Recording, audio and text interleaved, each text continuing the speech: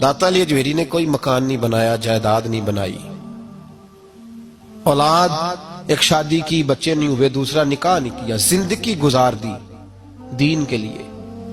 21 دن پتے کھا کے داتا صاحب کہتے ہیں میں نے گزارا کیا، اور 7 دفعہ ہندوؤں نے اتنا مارا کہ مردہ سمجھ کے چھوڑ گئے۔ اللہ نے زندگی دی، اس شخص نے زندگی گزار دی، اور یہاں آج ایک مولوی ممبر پہ بیٹھ کے اتنی لمبی زبان کھول کے کہتا ہے داتا صاحب کے مزار پہ شرک ہوتا ہے۔ اسے خیال ہی نہیں آیا کہ اس کی بات کر رہا ہے۔ کل دن گزرا ہے ڈاکٹر اقبال کا، علامہ اقبال، معمولی آدمی نہیں، اقبال رحمت اللہ علیہ، داتا صاحب کے مزار پہ کھڑے ہو کے ادھر دیکھو سونے کا دروازہ ہے، تو وہاں اقبال کا شعر لکھا ہے۔ اقبال کہتے ہیں سید حجویر مخدوم امم، سید حجویر مخدوم امم، سید حجویر مخدوم امم۔ اقبال کہنے لگے علی بن عثمان حجویری وہ محسن ہے مسلمانوں کا کہ ساری امت کو آ کے ان کی خدمت کرنی چاہیے، یہ امت مسلمہ کے مخدوم ہے، سید حجویر مخدوم امم۔ اور اقبال نے حرم کہا ہے داتا صاحب کے مزار کو، میں نہیں کہتا وہ حرم ہے، اقبال کہا کرتے تھے یہ حرم ہے، اس لیے کہ یہاں معین الدین اجمیری جیسے لوگ آ کے وظیفے پڑھتے ہیں، وہ چلے کرتے ہیں یہاں آ کے، معمولی بات ہے۔ میں نے کہا آپ کا ذرا قریب ہے۔ ایک انگریز آیا تھا، دورہ کر کے گیا واپس، کسی نے کہا لاہور بھی دیکھا ہے؟ اس نے کہا دیکھا ہے۔ کہا شیش محل بھی ہے؟ کہا ہے۔ مینار پاکستان بھی ہے؟ کہا ہے۔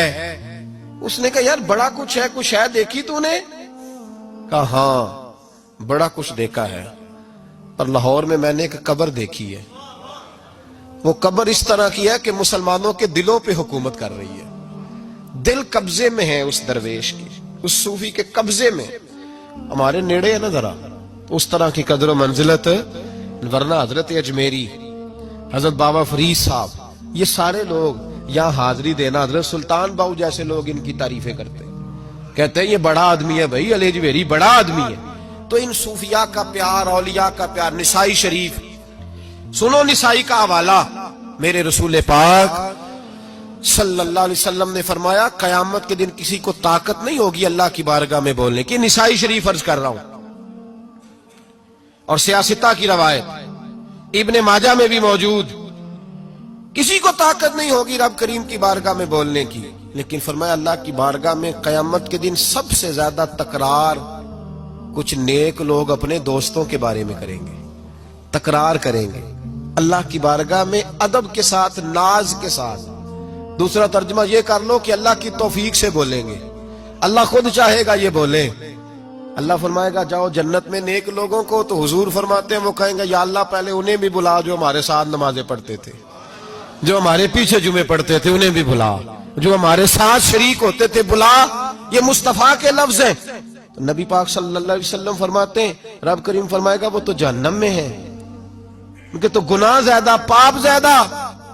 تو وہ عرض کریں کہ مولا پہلے انہیں بلا تب ہم جنت میں جائیں گے، تو اللہ فرمائے گا اذهبوا فاخرجوا منهم من عرفتهم، جاؤ، یہ لفظ ہے حدیث کے، اللہ ان سے کہے گا جاؤ جہنم کے دروازے تک جاؤ، اور جس جس کو پہچانتے ہو ان سب کو جہنم سے نکال کے جنت میں داخل کر دو۔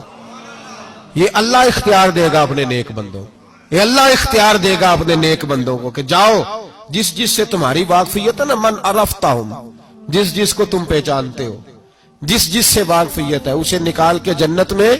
اور میرے نبی پاک کا تو مشکات میں یہ فرمان بھی موجود ہے، ایک گناہگار نے کسی اللہ کے ولی کو وضو کرایا تھا، اور ایک حدیث میں یہ ہے کہ ایک پیالہ پانی کا پلایا تھا، وہ گناہگار جا رہا تھا جہنم کی طرف، فرشتے لے جا رہے تھے، ولی جنت میں جا رہا تھا، تو اللہ نے ملاقات کرا دی۔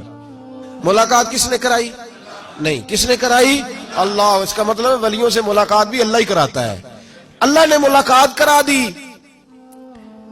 تو فرشتوں سے چھڑا کے وہ بندہ دوڑا، بابا جی سے کہنے لگا مجھے پہچانتے ہو؟ انہوں نے کہا نہیں پہچان کرا، کہ حضور ایک دفعہ آپ ہمارے علاقے آئے تھے، میں نے وضو کرایا تھا۔ میرے مصطفیٰ کریم فرماتے ہیں اللہ کی توفیق سے ولی واپس پلٹ گئے، وہ عالم واپس آ گئے، وہ نیک آدمی واپس آ گئے اور کہا مولا مجھے وضو کرایا اس نے، پانی پلایا، میری تو حیثیت نہیں، تو جزائیں دینے والا ہے نا، اور تیرا بندہ سمجھ کے پلایا، چہرے پہ داڑھی دیکھ کے پلایا، دین کا نوکر سمجھ کے پلایا، مجھے اس نے مصطفیٰ کریم کی شریعت کا ایک ادنا خادم سمجھ کے، تو اللہ اس پہ مہربانی کر۔ میرے حبیب فرماتے ہیں پانی پلانے کی برکت سے اللہ اس گناہگار کو بھی جنت عطا فرما دے گا۔